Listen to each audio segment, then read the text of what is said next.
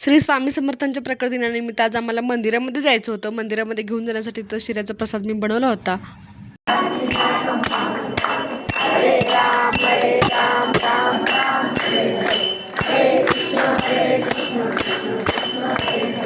बराच वेळ आरती झाल्यानंतर इथं मी श्री स्वामी समर्थांचं दर्शन घेतलं. तुम्ही सुद्धा माझ्यासोबत श्री स्वामी समर्थांचं दर्शन घ्या. त्यानंतर प्रत्येकाने जो प्रसाद आणला होता तो सगळा प्रसाद त्यांनी एकत्र केला आणि मग तो प्रसाद इथं आम्हा सगळ्यांना वाटला. त्यानंतर मग प्रसाद घेऊन आम्ही निघालो घरी. पर दुसऱ्या दिवशी काकूनी इथं यायला सांगितलं होतं.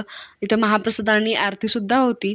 तर आरतीला आणि महाप्रसादाला आम्ही इथे आलो. तर मंदिर इतकं छान सजवलं होतं.